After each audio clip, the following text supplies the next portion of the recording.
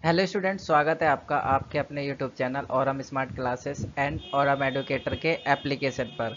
Student, आज हम इसमें डिस्कस करने वाले हैं पार्ट 2, जो कि हमने पहला चैप्टर डिस्कस कर लिया था 11th क्लास की सोशोलॉजी का, जो कि आपकी फर्स्ट बुक थी, समाज का परिचय। तो इसी में ही आज हम डिस्कस करेंगे चैप्टर 1 का पार्ट 2। इससे पहले पार्ट 1 ऑलरेडी बन चुका है, और किसी बच्चे ने भी अगर वो पार्ट नहीं देखा है तो प्लीज़ आई रिक्वेस्ट यू कि सबसे पहले आप उस पार्ट को देखिए। उस पार्ट को आप समझेंगे कि हम सोशोलॉजी क्यों पढ़ते हैं, सोशोलॉजी हमारे लिए क्यों ज़रूरी होती है, और सोशोलॉजी के क्या क्या पार्ट्स होते हैं, और समाज किसे कहते हैं। ये सारी चीज़ आप फर्स्ट पार्ट में ऑलरेडी पढ़ चुके हैं।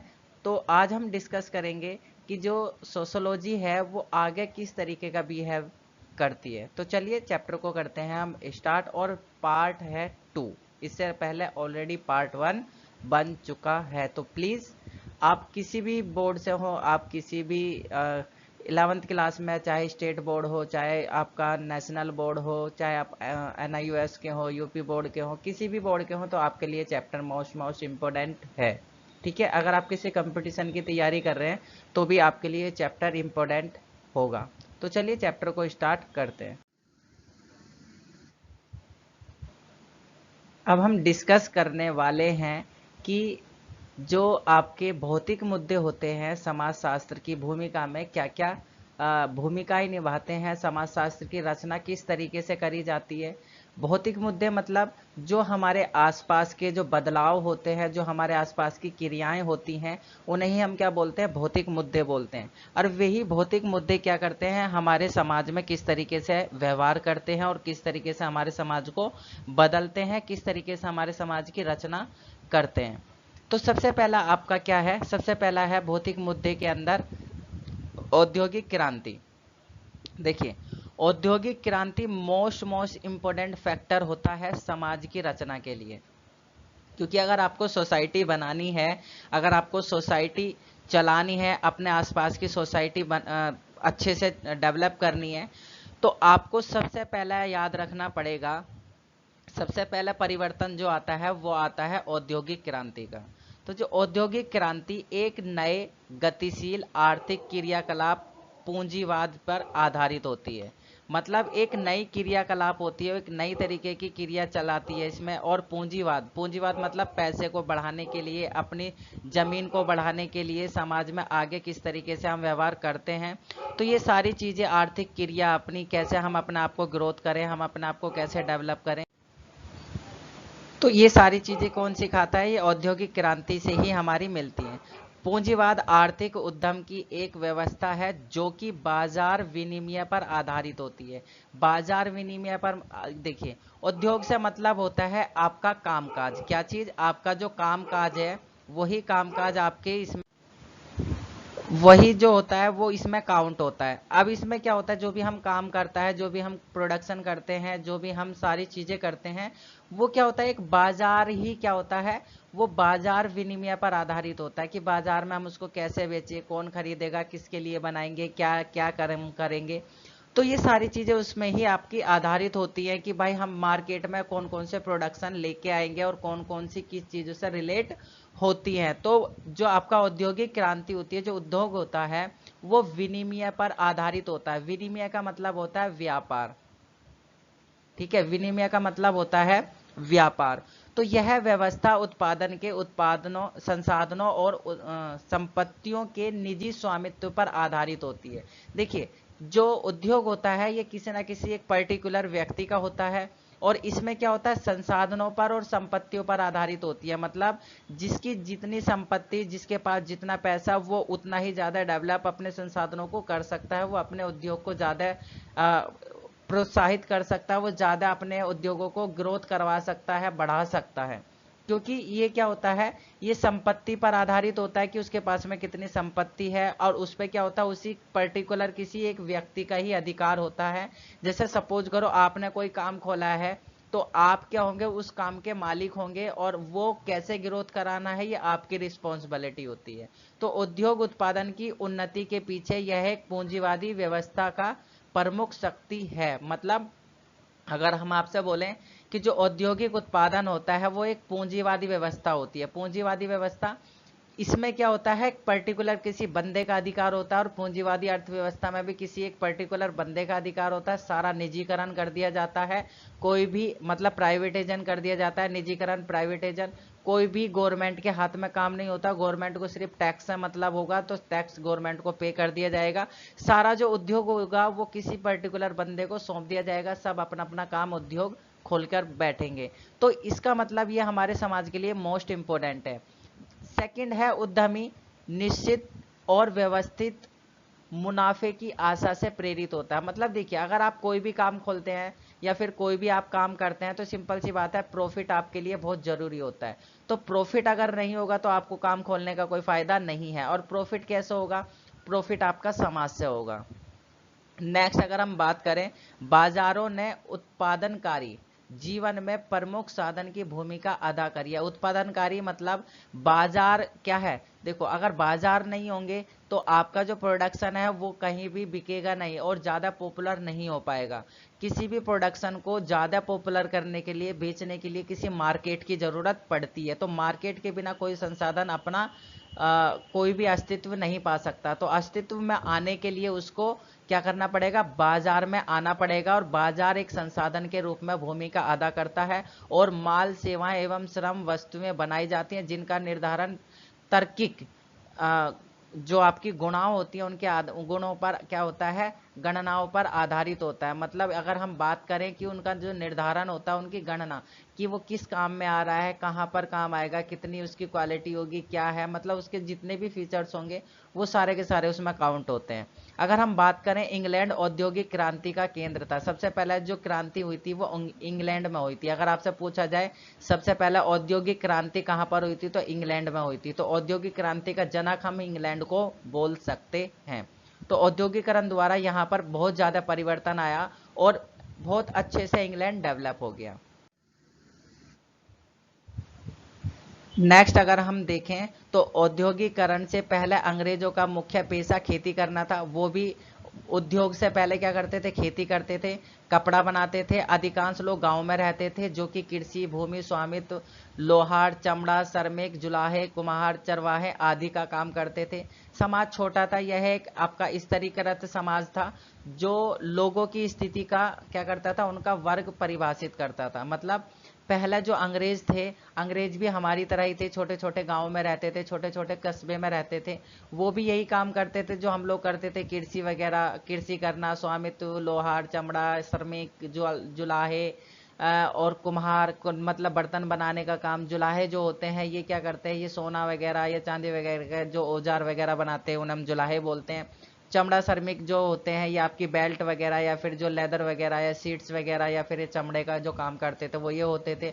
लोहार वगैरह जो लोहे की चीजें वगैरह बनाते थे, वो सारी चीजें क्या करते थे? ये लोग भी करते थे। और धीरे धीरे लेकिन जब वहां पर औद्योगिक क्रांति आई तो इन्होंने अपने आप को डेवलप कर लिया था।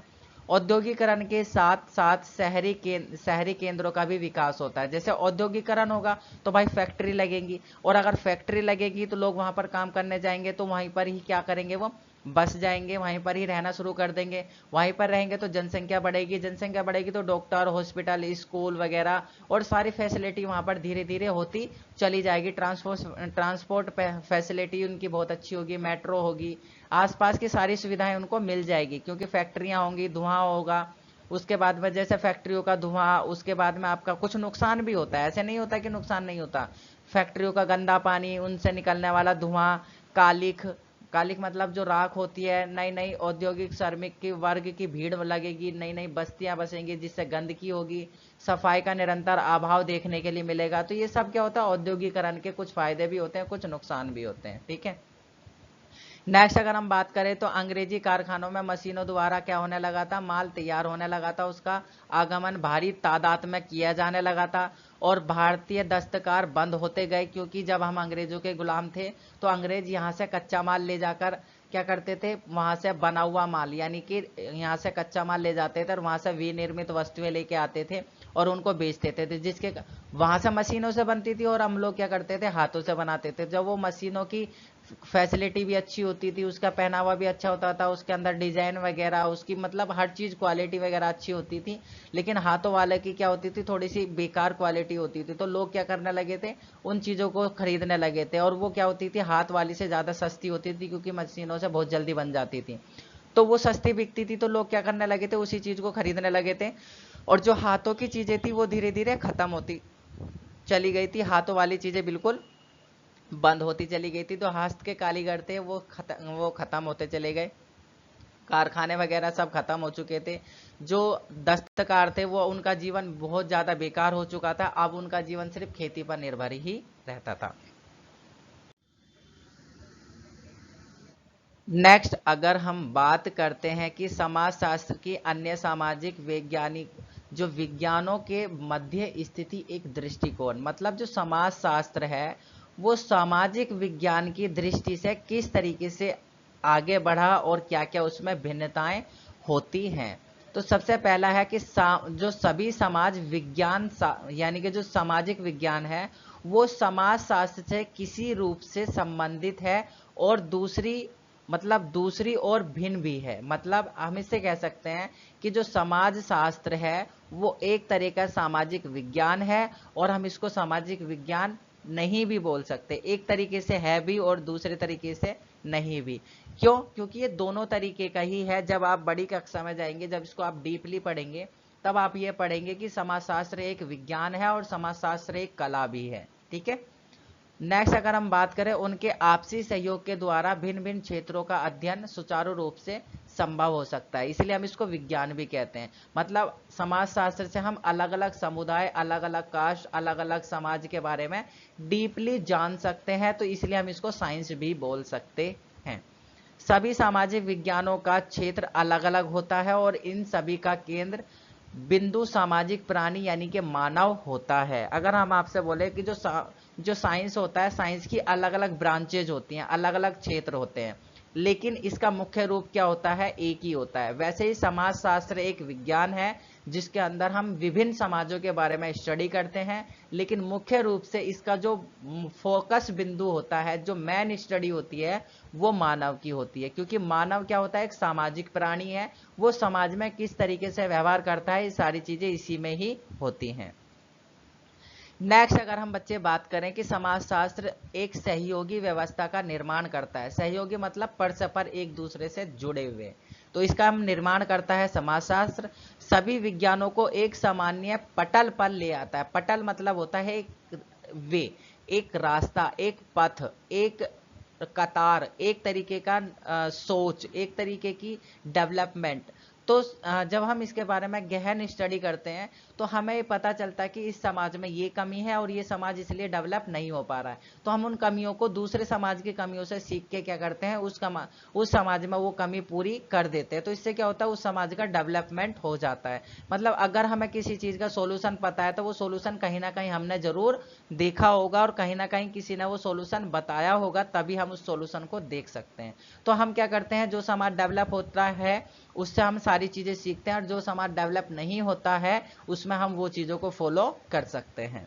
नेक्स्ट अगर हम बात करें, इस प्रकार सामाजिक जीवन को जटिलताओं का अध्ययन एवं विश्लेषण सफलता से संभव हो सकता है। मतलब जब हम समाज शास्त्र के विज्ञान के बारे में स्टडी करते हैं तो हमें ये पता चलता है कि जो समाज का जीवन है, जो सामाजिक जीवन है, जो समाज में लोग रहते हैं, उनका जो जीवन होता है वो जटिलताओं से भरा हुआ होता है। उनके अंदर बहुत सारी परेशानी होती है, उनके अंदर अलग अलग तरीके की सोच होती है, अलग अलग तरीके का व्यवहार होता है, और अलग अलग तरीके से वो क्या करते हैं, क्रियाएं करते हैं। तो उन सभी को जानना हमारे लिए संभव हो जाता है अलग अलग तरीके की स्टडी करने से। तो इसलिए हम बोलते हैं कि समाज क्या है, समाजशास्त्र एक प्रकार का क्या है, साइंस भी है। ओके। नेक्स्ट जैसे कि अगर हम बात करें समाजशास्त्र और मनोविज्ञान, यानी मैंने आपको देखो फर्स्ट पार्ट में आपको मैंने बताया था इस वीडियो के फर्स्ट पार्ट चैप्टर में कि समाजशास्त्र को आप मनोविज्ञान के अंदर पढ़ेंगे जब आप सीटेट और बीएड की तैयारी करेंगे। जो बच्चे टीचर बनेंगे उसको ये चीज पढ़नी पड़ेगी, और उसको बहुत डीपली इसको जानना पड़ेगा, और बहुत डीपली इसको समझना पड़ेगा कि मनुष्य अगर समाज में रहता है वो किस तरीके का व्यवहार करता है, किस चीज से वो किस तरीके का रिलेशन निकालता है अपने लिए और उसका व्यवहार उसके प्रति क्यों चेंज होता है और किस तरीके से वो उसका व्यवहार करता है, ये सारी चीजें हम मनोविज्ञान के अंदर पढ़ते हैं। और मनोविज्ञान में कुछ भाग क्या होता है, समाज शास्त्र का भी जुड़ा हुआ होता है। हम कह सकते हैं समाज शास्त्र एक प्रकार का मनोविज्ञान भी होता है। और मनोविज्ञान और समाज शास्त्र किस तरीके से एक साथ जुड़े हुए होते हैं, ये सारी चीज हम देखते हैं। तो मनोविज्ञान मानव का जो मस्तिष्क होता है, जो उसका मानसिक रूप होता है, मानसिक सोच होती है, इस पर आधारित होता है। और जबकि जो समाज होता है वो मानव का व्यवहार को बताता है। मतलब हम ये देखेंगे कि देखो यहाँ पर एक डॉगी है, सपोज हम मान लेते हैं कि ये क्या है, एक डॉग है। और यहाँ पर ये क्या है, एक ये मानव है, ठीक है। अब देखिए ये डॉग को देखकर क्या व्यवहार करता है, देखो ये क्या है, ये एक मनोविज्ञान है, ठीक है। अब ये क्या है, इसके प्रति किस तरीके का व्यवहार करता है, ये इसका समाजशास्त्र है। मतलब जो मानव है वो डॉग को देखकर क्या करता है, किस तरीके का रिलेशन करता है, किस तरीके का रिएक्ट करता है, किस तरीके का व्यवहार करता है, किस तरीके की क्रिया करता है। जैसे हम लोग निकलते हैं और हमें कोई कुत्ता मिल जाता है और वो हमारी तरफ देख रहा हो और आ रहा हो धीरे धीरे, तो हम समझ जाएंगे कि हमें काटने के लिए आ रहा है और ये हमें कुछ ना कुछ बोलेगा। तो हम क्या करते हैं, अपनी क्रिया को चेंज कर लेते हैं। तो डेट इज मनोविज्ञान। इसी को ही हम क्या बोलते हैं, मनोविज्ञान, की हम अपने माइंड में क्या सोच रहे हैं सामने वाले के प्रति, कि सामने वाला हमारे माइंड में क्या अपनी चीजों को रिलेट कर पा रहा है। तो इसे ही बोलते हैं हम मनोविज्ञान। ये बेटा बहुत इंपॉर्टेंट चीज है। और मनोविज्ञान के अंदर आप बहुत अच्छी अच्छी चीजें जानते हैं, आप समाज में कैसे व्यवहार करते हैं। इसके बिना आप टीचर नहीं बन सकते, इसको आपको पढ़ना पड़ेगा। आपने देखा भी होगा कि जो टीचर होता है वो बच्चों को समझ जाता है देखते ही कि कौन सा बच्चा किस तरीके का है और उसको क्या परेशानी है। ये टीचर के अंदर क्वालिटी होती है। वो क्वालिटी कहाँ से आती है, उसको ये सारी चीज सिखाई जाती है कि सामने वाले बच्चे से हमें किस तरीके का व्यवहार करना चाहिए। नेक्स्ट देखते हैं, जो मनोविज्ञान है वो व्यक्तियों या छोटे समूह से संबंधित होता है। मतलब पर्टिकुलर व्यक्तियों के बारे में जानना है, छोटे से समूह के बारे में जानना। लेकिन समाज क्या होता है, एक बड़े समूह के बारे में जानना या उसके बारे में जानकारी करना या उसके बारे में समझना समाजशास्त्र होता है। मनोविज्ञान को एक प्रयोगात्मक क्रिया माना जाता है, कि एक रिलेशनशिप, एक एक्टिविटी की किस तरीके का व्यवहार करता है, वो मनोविज्ञान है। जबकि समाज में समाजशास्त्र एक अवलोकन परिक्रिया है। अवलोकन मतलब इससे हम ये देखते हैं कि समाज में लोग किस तरीके से आपस में एक दूसरे से रहते हैं और किस तरीके से वो काम करते हैं। नेक्स्ट अगर हम देखें, मनोविज्ञान मानव भावनाओं से संबंधित होता है, उसकी मानसिक सोच से संबंधित होता है। जबकि समाजशास्त्र लोगों के संपर्क से रिलेटेड है। संपर्क मतलब वो अपने संबंध किस तरीके से बहुत जल्दी स्थापित कर लेता है, वो समाजशास्त्र है। लेकिन उसके मन में क्या चल रहा है, वो अपने मन में क्या सोच रहा है, वो मनोविज्ञान है। ठीक है। नेक्स्ट अगर हम बात करें, मनोवैज्ञानिक संसाधनों में यह माना जाता है कि जब क्या माना जाता है, मतलब ये क्या है, मनोवैज्ञानिक अध्ययनों में से एक है। अध्ययन मतलब प्रयोगशाला, अध्ययन मतलब एक्टिविटीज करना, अध्ययन मतलब एक्टिविटी मतलब क्रिया करना, कि वो किस तरीके का व्यवहार करेगा। जैसे सपोज करो आपके सामने एक हाथी आ जाए या फिर शेर आ जाए, आप उसको देख के क्या रिएक्ट करेंगे, ये मनोविज्ञान है। लेकिन समाजशास्त्र क्या है, लोगों के संपर्क से संबंधित है, कि हम लोगों से किस तरीके से जुड़ेंगे। सपोज करो सामने आपको एक ऐसी चीज नजर आ जाए कि जो आपने कभी देखी नहीं हो और अजीब सी चीज हो, और आपके आसपास कोई व्यक्ति हो। जैसे अगर हम सपोज करो कहीं जा रहे हैं और हमें कोई एड्रेस नहीं पता, तो हम क्या करेंगे, वहां के लोगों से हम क्या करेंगे, अगर कोई हमें मिल जाता है तो हम उससे एड्रेस पूछने लग जाएंगे। तो डेट इज समाजशास्त्र। ठीक है।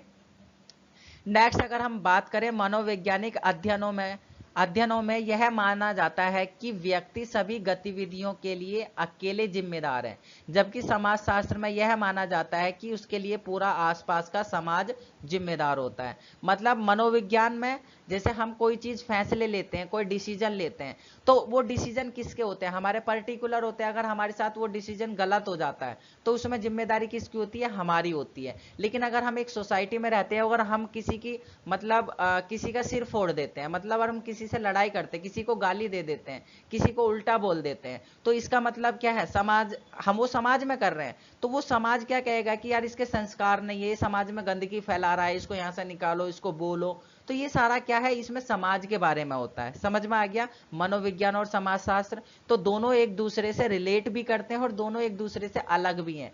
समाजशास्त्र हमें बताता है कि हम क्या हैं, लेकिन मनोविज्ञान हमें ये बताता है कि हमारे अंदर क्रिया क्या चल रही है। ठीक है।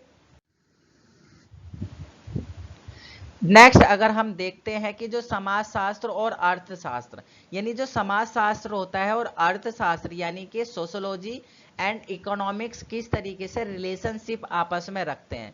तो समाजशास्त्र एक क्या होता है, सामान्यकृत विज्ञान होता है, नॉर्मल साइंस जिसे हम बोल सकते हैं।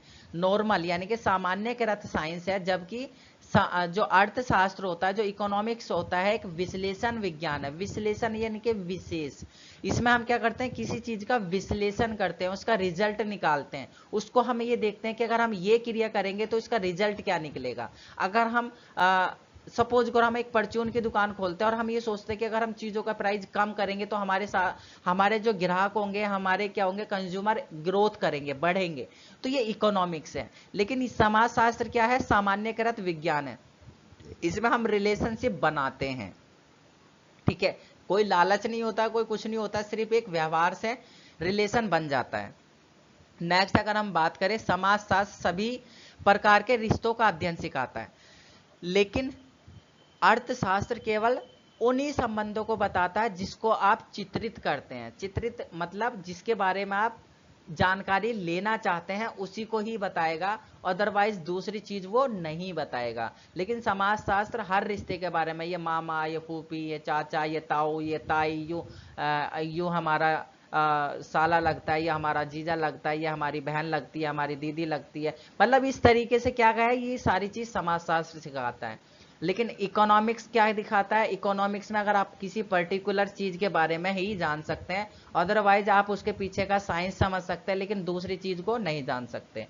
समाजशास्त्र क्या होता है, एक प्रकृति से सार और कम सटीक होता है। मतलब ये क्या होता है, ये मैंने आपको बताया था, ये प्राकृतिक नहीं होता है, ये मानव निर्मित होता है। प्राकृतिक का मतलब होता है जो पहले से नेचर में होता है, उसका व्यवहार वही होगा, लेकिन समाज हम अपना आप डेवलप करते हैं। लेकिन अगर देखा जाए, जो अर्थशास्त्र होता है वो क्या होता है, तो जो अर्थशास्त्र होता है उसकी जो प्रकृति होती है वो ठोस प्रकृति होती है। मतलब ठोस, एक सटीक, एक जैसे बोलते हैं ना, एक सटीक प्रमाण निकल के आता है।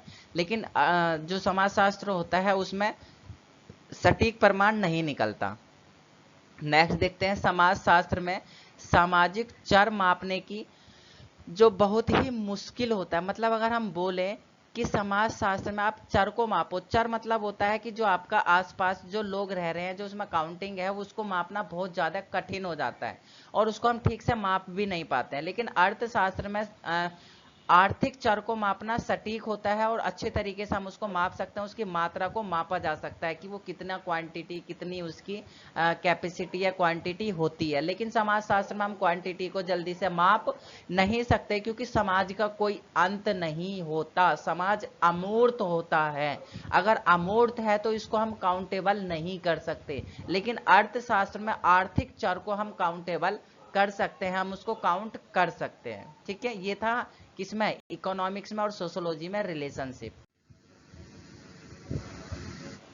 नेक्स्ट अगर हम देखें कि समाजशास्त्र और पॉलिटिकल साइंस यानी कि राजनीतिक शास्त्र में क्या अंतर होता है, यानी कि समाजशास्त्र और पॉलिटिकल साइंस में क्या डिफरेंस है। तो समाजशास्त्र एक विज्ञान है, राजनीतिक विज्ञान राज्यों और सरकारों के बारे में बात करता है। मगर आप देखते हैं कि सोशोलॉजी क्या होता है, सोशोलॉजी के अंदर समाज के विज्ञान के बारे में स्टडी करते हैं। लेकिन पॉलिटिकल साइंस में हम पॉलिटिकल चीजें जैसे कि सरकार और राज्यों के बारे में स्टडी करते हैं। ठीक है। नेक्स्ट, समाजशास्त्र दोनों क्या होते हैं, समाजशास्त्र क्या होते हैं, दोनों असंगठित समाजों का अध्ययन कराते हैं। असंगठित मतलब जो समाज अभी हमारा बना भी नहीं है और धीरे धीरे डेवलप हो रहा है, दो रिलेशनशिप निकलवाता है। जबकि राजनीतिक विज्ञान केवल राजनीति के रूप से समाज का अध्ययन करवाता है। मतलब वहां पर वोट बैंक हो गया, क्या योजना बनानी है, क्या करना है, ये सारी चीजें जानना है। लेकिन उनके रिलेशनशिप क्या व्यवहार है, उनका क्या चीजें हैं, वो सारा चीज कौन सिखाता है, वो सिखाता है आपका समाजशास्त्र।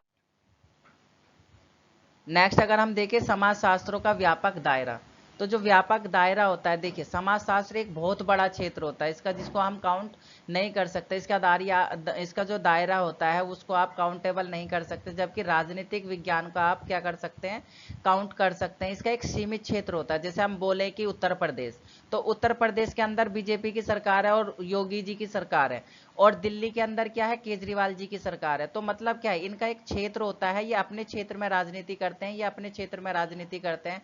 महाराष्ट्र का अलग राजनीति होगा और मध्य प्रदेश का अलग राजनीति होगा, उसके बाद में गुजरात की अलग। तो इन सब का क्या होता है, एक सीमित क्षेत्र होता है, जबकि समाज का कोई सीमित क्षेत्र नहीं होता। आपका रिलेशनशिप वाला दिल्ली में भी रह सकता है, यूपी में रह सकता है, एमपी में जाके रह सकता है, केरल में रह सकता है, गुजरात में रह सकता है। तो आपका रिलेशनशिप तो सब जगह है ना, लेकिन ऐसे राजनीति अलग अलग, यानी कि इसका संकीर्ण क्षेत्र होता है। अगर हम बात करें, जो समाजशास्त्र होता है वो मूल रूप से व्यक्ति का क्या करता है, एक सामाजिक पशु के रूप में अध्ययन करवाता है। मतलब वो देखता है कि समाज में जो इंसान है वो जानवरों के प्रति क्या व्यवहार करते हैं और जानवर किस तरीके का व्यवहार करता है, तो सारी चीजें ये सिखाता है। लेकिन जो पॉलिटिकल साइंस होता है वो राजनीतिक पशु के रूप में मनुष्य का अध्ययन करवाता है। लेकिन पॉलिटिकल क्या कहता है, पॉलिटिकल कहता है कि जो मनुष्य होता है वो कैसा होता है, वो मनुष्य एक जानवर की तरह होता है, और उसको आप जिसे मर्जी यूज कर सकते हो। उसको चलाने का काम किसका होता है, नेताओं का होता है। लेकिन समाज शास्त्र में क्या करते हैं, समाज शास्त्र कहता है कि जानवर अलग होता है और मनुष्य अलग होता है, और पॉलिटिकल कहती है कि जानवर और मनुष्य एक ही तरीके का होता है। नेक्स्ट, अगर समाजशास्त्र के बारे में अगर हम बात करें, जो इसका दृष्टिकोण है वो सामाजिक दृष्टिकोण होता है, और इसमें क्या होता है, हम वैज्ञानिक रूप से क्या कर सकते हैं, जैसे अगर पॉलिटिकल साइंस का वैज्ञानिक दृष्टिकोण होता है, समाजशास्त्र का सामाजिक दृष्टिकोण, और पॉलिटिकल साइंस का वैज्ञानिक दृष्टिकोण होता है। उसके बाद में अगर हम बात करें, समाजशास्त्र क्या होता है, सामाजिक विज्ञान है। क्योंकि इसमें सामान्य तरीकों के बारे में हम क्या करते हैं, हम अपने तरीकों के बारे में हम बात करते हैं। लेकिन राजनीतिक विज्ञान क्या होता है, एक विशेष सामाजिक विज्ञान है जो मानवों के संबंधों पर केंद्रित होता है, उनके चरित्र पर केंद्रित होता है। आपने देखा है कि सामने वाला जो नेता बनता है उसका चरित्र कैसा है, हम उसी इसके बारे में हम उसके डिस्कस करते हैं कि ये पहला ऐसा था, अब तो ये राजनीति में आ गया है, अब और भी ज्यादा हो जाएगा, इसका रिलेशन खराब, ये सारी चीजें उसमें हम डिस्कस करते हैं। लेकिन हमारा जो समाज होता है वो एक सामान्य नॉर्मल तरीके से पर्टिकुलर व्यक्ति के बारे में बताता है। नेक्स्ट, अगर हम बात करें समाजशास्त्र और हिस्ट्री, यानी कि हम ये देखेंगे जो सोशोलॉजी है और जो हिस्ट्री है वो एक तरीके से किस तरीके से आपस में रिलेशन रखते हैं। तो जो समाजशास्त्र है वो सामाजिक यानी कि प्रेजेंट की घटनाओं के बारे में अध्ययन करवाता है। लेकिन जो हिस्ट्री होता है वो पिछले समाज के घटनाओं के बारे में बताता है कि जो पीछे का समाज था उसने क्या क्या गलतियां करी थी, उनमें क्या क्या घटनाएं हुई थी। और समाजशास्त्र क्या करता है, आज के व्यवहार के बारे में बताता है। नेक्स्ट, अगर हम देखें, जो समाजशास्त्र है वो विश्लेषणात्मक होता है और व्याख्यात्मक विज्ञान होता है। लेकिन जो हिस्ट्री होता है वो वर्णनात्मक, यानी कि वर्णनात्मक मतलब क्या होता है, ये क्या करता है, रिसर्च पर एक आधारित होता है। ये पीछे का हम क्या करते हैं, कुछ जो पीछे की चीजें होती हैं हम उसको वर्णन करते हैं, हम उसका क्या करते हैं, विश्लेषण करते हैं, हम उसका क्या करते हैं, एक जैसा होता है ना कि हम पीछे की चीजों को खोज करते हैं, शोधकर्ता जिसे हम बोलते हैं। तो हम क्या करते हैं, पीछे की चीजों को खोज के निकालते हैं, जिन्हें हम पुरातत्ववाद बोलते हैं। लेकिन जो समाजशास्त्र होता है वो विश्लेषणात्मक और व्याख्यात्मक होता है। यह हमें व्याख्या करके सिखाता है, व्याख्या से बताता है कि ये चीज ऐसी है।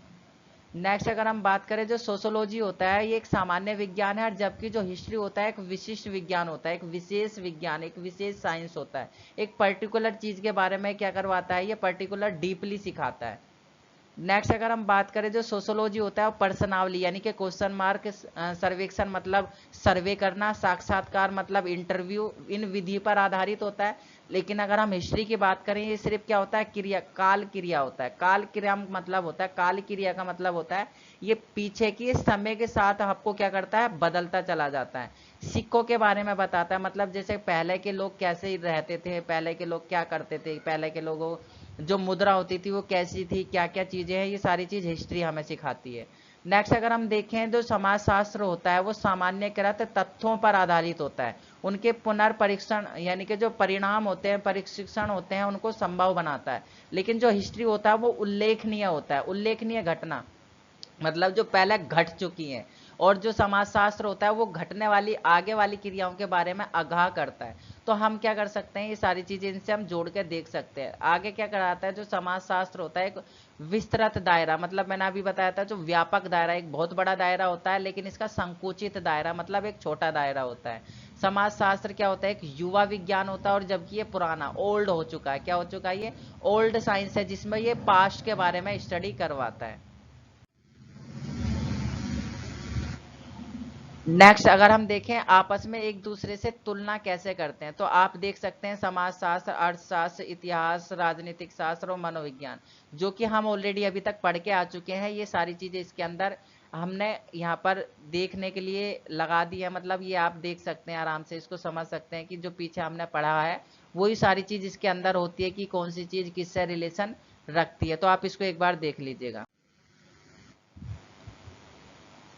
अब हम ये देखेंगे कि एक कुछ इंपोर्टेंट जो की पॉइंट्स होते हैं, जो की पॉइंट्स है वो की पॉइंट्स किस तरीके से आगे आपके लिए जरूरी है। जैसे कि अगर हम बात करें पूंजीवादी, एक वर्ड आया था, तो जो पूंजीवादी वर्ड है वो क्या होता है, देखो पूंजीवादी का मतलब होता है बाजार विनिमय के आधार पर ये क्या करता है, उद्यम की एक प्रणाली होती है। मतलब पूंजीवाद का मतलब होता है पैसा, पैसा मतलब होता है पर्टिकुलर व्यक्ति का कोई बिजनेस होता है, वो क्या करता है सिर्फ अपने प्रॉफिट के लिए काम करता है।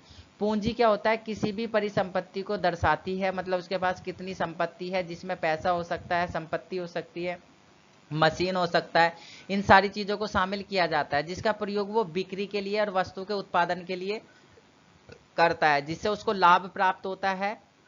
और वो क्या करता है, बाजार में निवेश करने के लिए सोचता है कि मैं ज्यादा से ज्यादा निवेश करूंगा तो उसको ज्यादा से ज्यादा प्रॉफिट होगा।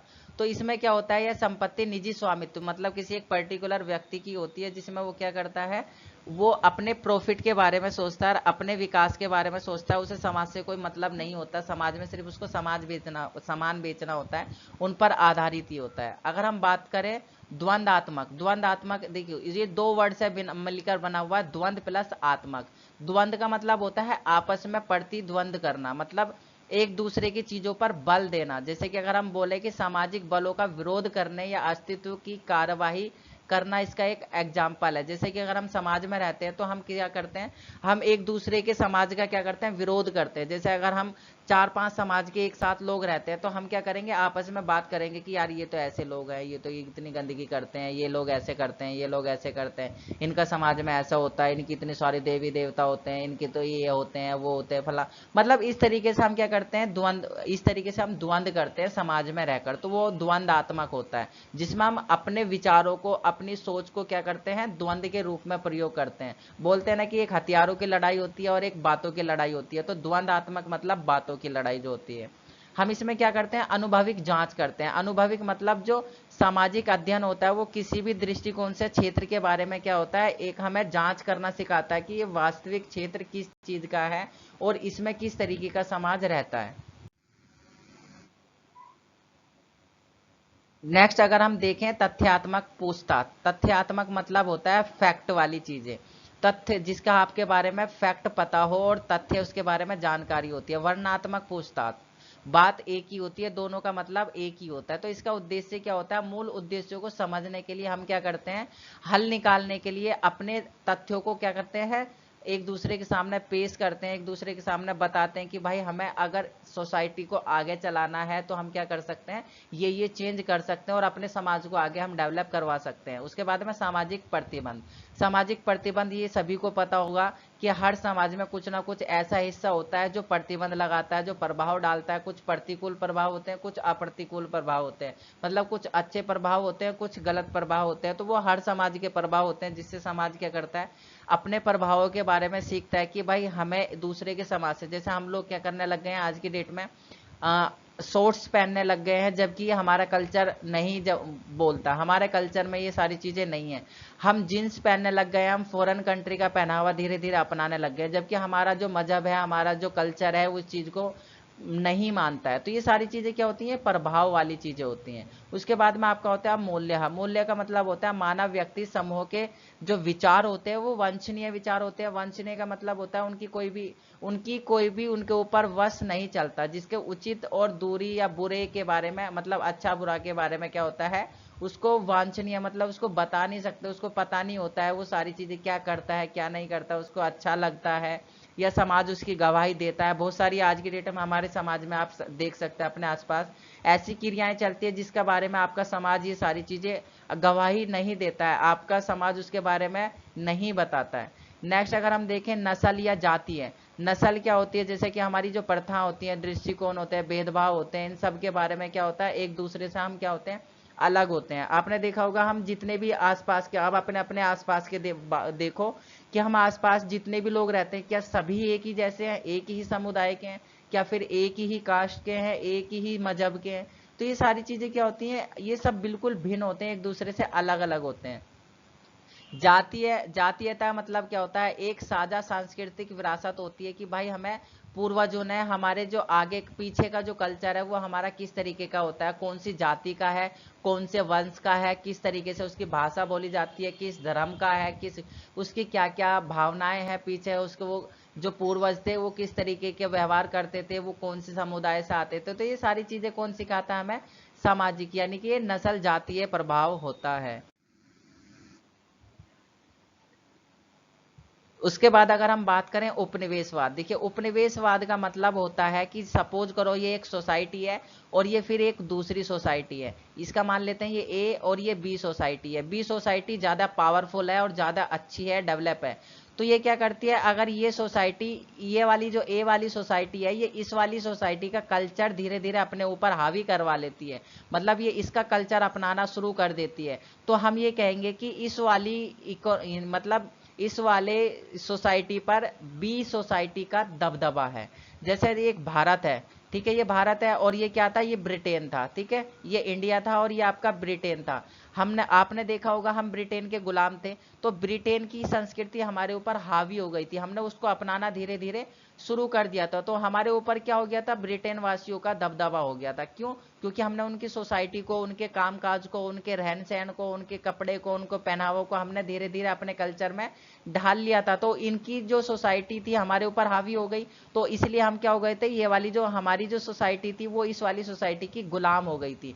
तो इस सोसाइटी, हम बोल सकते हैं कि जब एक सोसाइटी का किसी दूसरी सोसाइटी पर दबदबा हो जाता है या फिर उसकी आर्थिक रूप से, वो आर्थिक रूप से उसके ऊपर दबदबा होता है, तो उसे ही बोला जाता है उपनिवेशवाद, है ना। तो इसमें क्या होता है, राजनीतिक दबदबा हो सकता है, उसके भाषण हो सकते हैं, उसका कब्जा हो सकता है, मतलब वो किसी को ऊपर कब्जा कर लेता है, धार्मिक रूप से करता है, राजनीतिक रूप से करता है, कल्चर के रूप से करता है, पहनावे के रूप से करता है, भाषा के रूप से करता है। तो वो क्या होता है, उपनिवेशवाद होता है, जब वो किसी दूसरे कल्चर पर क्या कर लेता है, वो हावी हो जाता है। उसके बाद में कारखाना उत्पादन, कारखाना उत्पादन का मतलब होता है एक कारखाना उत्पादन या विनिर्माण का क्या होता है, संयंत्र होता है। इससे क्या होता है कि ये स्थल होता है जिसे हम औद्योगिक स्थल के नाम से जानते हैं। इसके अंदर भवन भी हो सकता है, मशीन या फिर जटिल, इसमें क्या होता है, एक जटिल संस्कृति होती है। जटिल संस्कृति एक ऐसी संस्कृति होती है जिसमें हम क्या करते हैं, कंपनी में जाकर काम करते हैं या फिर किसी कारखाने में जाकर काम करते हैं, उसे हम बोलते हैं जटिल संस्कृति। तो ये क्या होता है, एक जटिल संस्कृति होता है, इसमें एक दूसरे से हम क्या कर सकते हैं, हम वो उत्पादन करते हैं, मशीनों का प्रयोग कर कर हम उत्पादन करते हैं और उस उत्पादन को हम समाज में क्या करते हैं, प्रयोग में लेके आते हैं।